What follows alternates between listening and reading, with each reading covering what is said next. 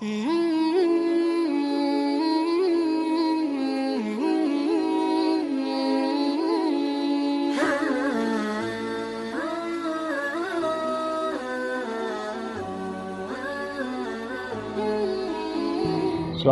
warahmatullahi wabarakatuh, mitra muslim.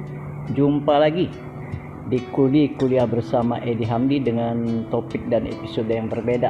Kali ini saya mencoba untuk mengambil beberapa episode tentang, atau kita kasih judul, Hikayat Baitul Maqdis. Apa maksudnya Hikayat Baitul Maqdis?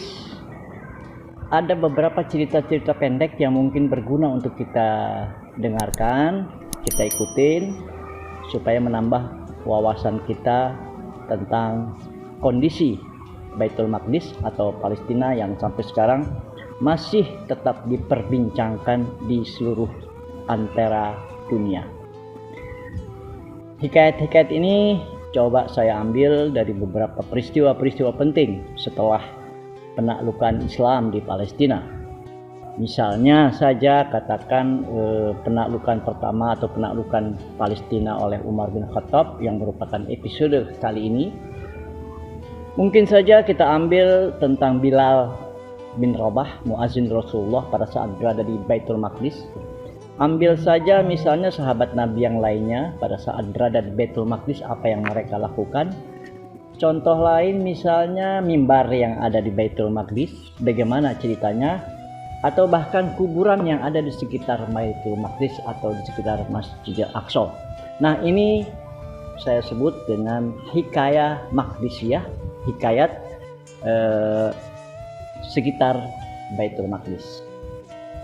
Nah, mitra muslim, kita mulai episode pertama ini, yaitu tentang Umar bin Khattab dan Sophronius.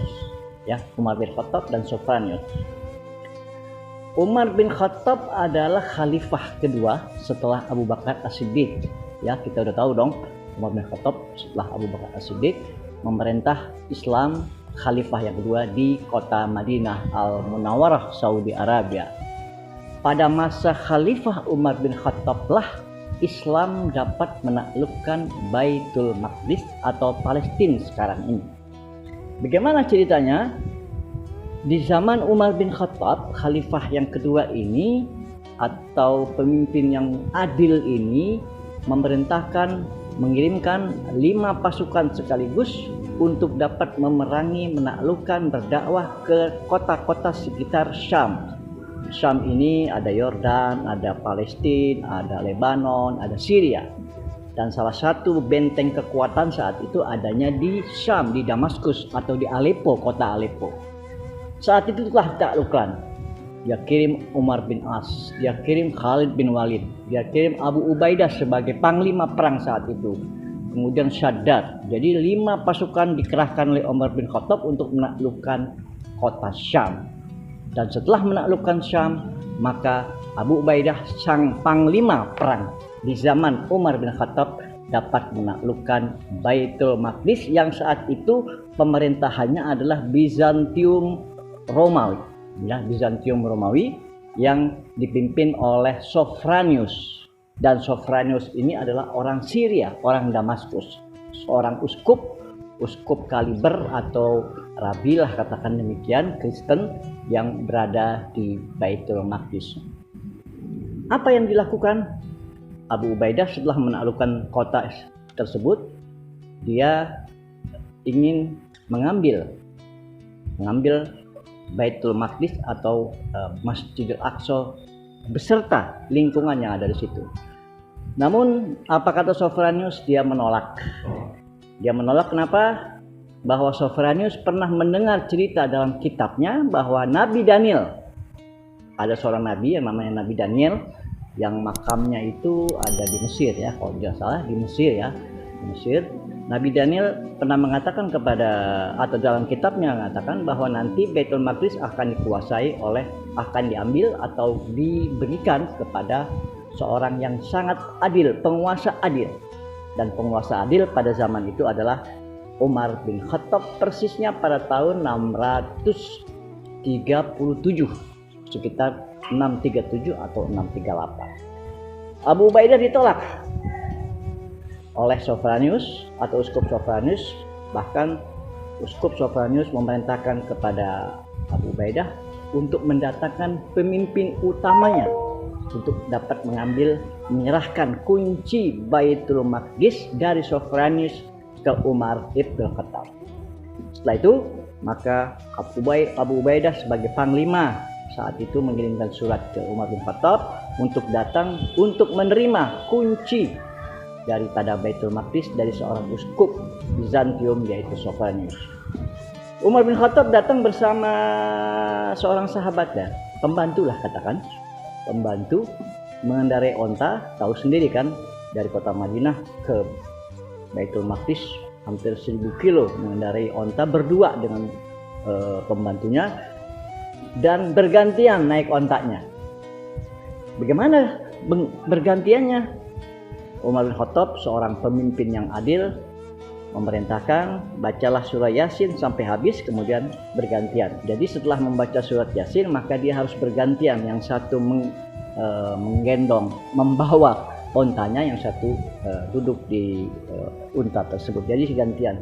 Kebetulan ketika Umar bin Khattab sedang membaca Yasin, sedang membawa onta, sementara sahabatnya itu atau pembantunya ada di atas kuda, itu surat Yasinnya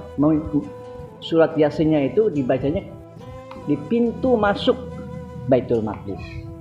Sehingga orang-orang Bizantium pada saat itu menganggap bahwa Umar bin Khattab ada yang di atas unta, bukannya membawa unta. Nah, itulah kehebatan Umar bin Khattab. Dia tidak peduli, dia datang dengan pakaian yang ya bisa dikatakan tidak seperti orang-orang zaman Romawi ya, pakaiannya sederhana, bahkan dikatakan bajunya itu sobek 17 sobekan. Umar bin Khattab langsung menerima kunci dari Uskup Sophronius, dan setelah itu Umar bin Khattab diantar dan diajak oleh Sophronius untuk melihat lingkungan-lingkungan di sekitar Baitul Maqdis. Nah, itu mungkin mitra muslim sekilas bagaimana Umar bin Khattab beserta pembantunya datang dari kota Madinah setelah menaklukkan Baitul Maqdis atau Palestina atau Ilya disebutnya saat itu, kemudian diterima oleh Uskup Sophronius di kota Yerusalem atau kota Ilya. Bagaimana lanjutan Umar setelah itu? Insya Allah kita akan ikuti pada episode berikutnya. Lebih kurang mohon maaf, dan jangan lupa like and subscribe Kuliah Bersama Edi Hamdi, khusus episode Hikayah Maqdisiyah, yaitu cerita tentang kota Baitul Maqdis. Wallahul muwaffiq ila aqwamit thoriq. Wassalamualaikum warahmatullahi wabarakatuh.